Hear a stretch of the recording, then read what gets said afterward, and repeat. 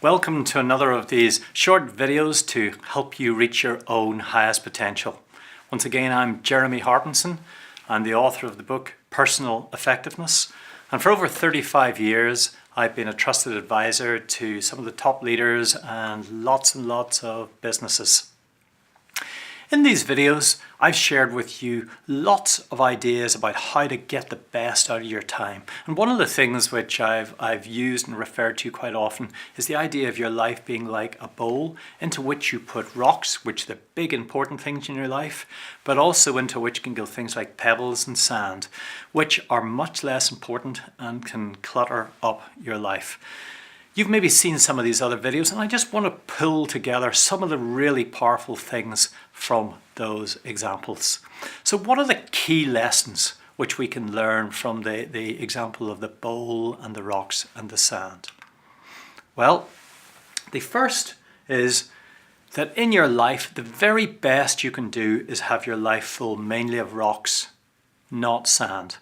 And it's important that you manage your perception on that. You don't beat yourself up when you can't do all the most important things. The very most you can do is actually make sure that your life or your day or your week at work is actually filled mainly with rocks. And don't think of this bowl only as your work. Think of it as the entire life. I've encouraged you to design the life you want to lead. So figure out what are the rocks and plan them in. In terms of that, you need to learn to distinguish what things are rock and what things are sand. We talked about things like the 80-20 principle, whereby 80% of your results are probably coming from just 20% of the causes. So think about that and identify what are those 20%, what are the rocks, and identify those. The key to structuring your life and making it effective is actually to plan in those rocks first. One of the things that I share with people is that you can use your calendar, your diary very effectively in that, to actually schedule the rocks in. Sometimes it takes you to make an appointment for a meeting with yourself so that you can get the rocks done and you plan in time for that.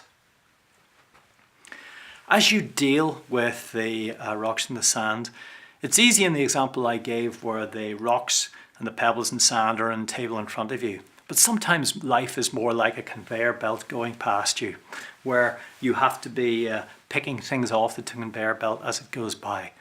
But you need to be looking up ahead and planning the future. Otherwise, what will happen is if you're not thinking ahead and planning in the rocks, they will simply go by you with a bowl which is already full of sand.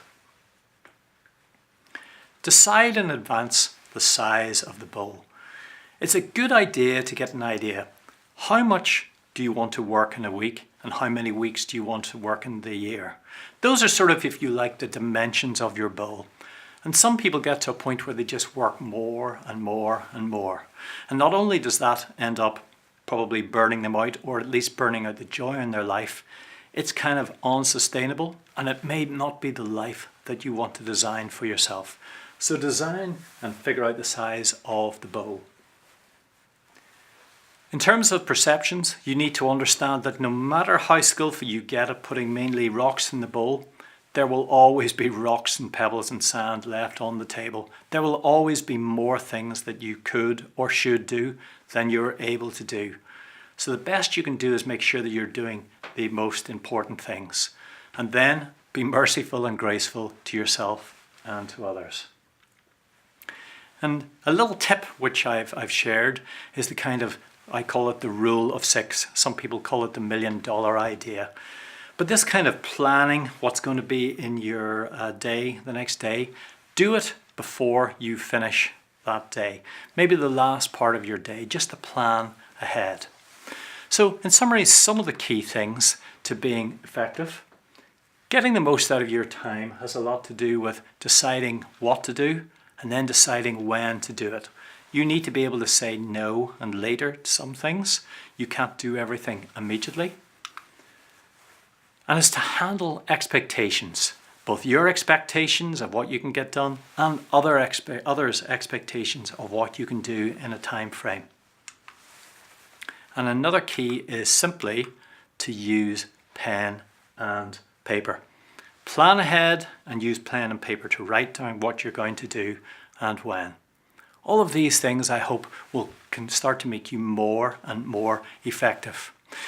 And another area which I think really helps is if we can interact together. And I do that by the Reach for It online mentoring groups. This is an opportunity for us to come together once a month. I'll share key insights and tips for you. We get a group discussion going so as you get the power of the rest of the group, how they found these things might work. And you get to ask me questions. We get to interact and help you apply these things to your own life. In the website, which has the link below, you will find more details about the Reach for It groups and also how you can avail of a free offer I give. I invite you to come and sit in completely free of charge at one of these meetings where you can experience for yourself what the interaction is like, and you'll see whether or not it would work for you and help your organization.